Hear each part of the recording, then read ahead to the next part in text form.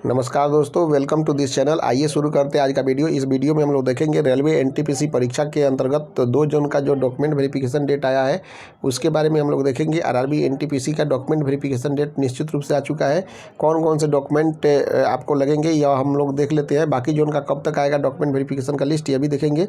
Total 20 document लग रहे हैं, हम लोग देखेंगे कि, और इसके बाद में हम लोग देखेंगे लेवल 543 का डॉक्यूमेंट वेरिफिकेशन का लिस्ट कब जारी होगा और रिजल्ट कब जारी होगा। तो आइए शुरू करते हैं। तो जैसा कि ये हम लोग देख सकते हैं, ये अजमेर जोन का जो है ये जारी किया गया है आपका डॉक्यूमेंट वेरिफिकेशन का लिस्ट, जिसके अंतर्गत जो है 570 स्टूडेंट को चुना गया है आपको रेलवे में अजमेर जोन के अंतर्गत डॉक्यूमेंट वेरिफिकेशन करने के लिए। तो इसके अंतर्गत हम लोग देख लेते हैं कि कौन कौन से डॉक्यूमेंट्स जरूरी है।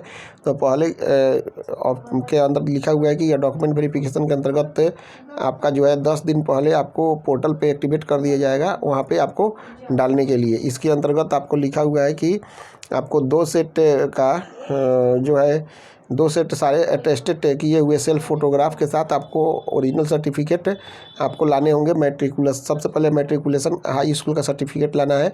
इसके अंतर्गत पासिंग सर्टिफिकेट जो होता है, फाइनल सर्टिफिकेट वो, और आपका मार्कशीट दोनों लेके जाना है।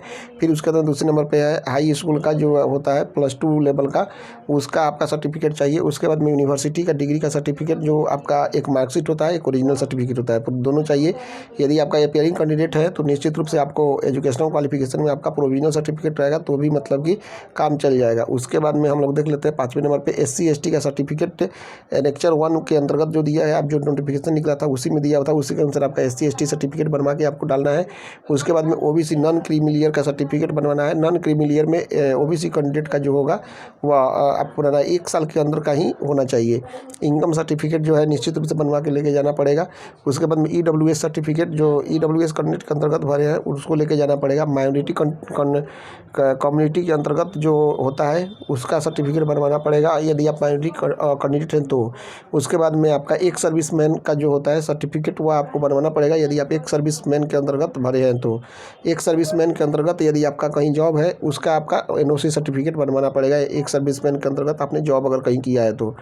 फिर उसके बाद में आपका मेडिकल डिजेबिलिटी के अंतर्गत PWBD का सर्टिफिकेट जो होता है, जो भी स्टूडेंट उसके अंतर्गत आते हैं उनको वो सर्टिफिकेट देना पड़ेगा। फिर उसके बाद में NOC सर्टिफिकेट, जो भी अभी अप्लाई कर रहे हैं वो छोड़ना चाहते हैं तो उनको NOC सर्टिफिकेट देना पड़ेगा। फिर उसके बाद में नेक्स्ट सर्टिफिकेट जो होता है वह कोई भी आपका यदि लीगल चेंजेज किए हैं नेम में चाहे कोई भी, तो उसको आपको देखना पड़ेगा। जम्मू कश्मीर का डोमिसाइल सर्टिफिकेट आपको देना पड़ेगा, जो भी स्टूडेंट जम्मू कश्मीर के हैं उनको। उसके बाद में आपका गवर्नमेंट ऑफ इंडिया के द्वारा सर्टिफिकेट ऑफ एलिजिबिलिटी जो होता है वह आपको देना पड़ेगा उस कैंडिडेट को जो कि मतलब कि यहाँ पे कहीं बाहर से आए हुए हैं, मतलब कि जैसे मान लीजिए नेपाल से, भूटान से, इस तरह से। उसके बाद में डिग्री ऑफ डाइवोर्स, यानी कि जो लोग अपने डाइवोर्स दिए हैं वह सर्टिफिकेट आपको देना पड़ेगा यदि डाइवोर्स हैं तो। उसके बाद में डिग्री सर्टिफिकेट यदि स्पाउस जो है यानी कि उनको भी देना पड़ेगा। उसके बाद में जो लोग भी आपका विधवा है उनको वो सर्टिफिकेट देना पड़ेगा, और कोई भी दूसरा डॉक्यूमेंट होगा वो भी आप दे सकते हैं। इस तरह से टोटल 20 डॉक्यूमेंट को दिया गया है, लेकिन सबके लिए ज़रूरी नहीं है। सबके लिए मेनली ज़रूरी है आपका 10th +2 ग्रेजुएशन का फाइनल सर्टिफिकेट और मार्कशीट, साथ साथ में आपका OBC और SC/ST और EWS और के सर्टिफिकेट होगा, वो आपको ज़रूरी है।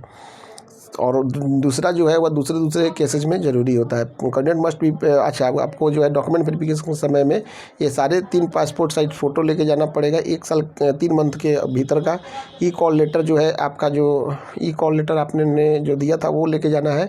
साथ साथ में आपका फ़ोटो कॉपी जो लेके जाना है आधार कार्ड का। इसके अलावा जो आपका जो SBI, इसके अलावा आपका अगर आपने चालान जाके SBI के ब्रांच में किया है तो उस चालान को लेके जाना है। यानी कि इसके अलावा जो 20 डॉक्यूमेंट के अलावा जो है आपको 3 पासपोर्ट साइज फ़ोटो, उसके बाद में कॉल लेटर जो आपका होगा वो, आधार कार्ड का फ़ोटोकॉपी और SBI का चालान, ये सब लेके जाना है आपको।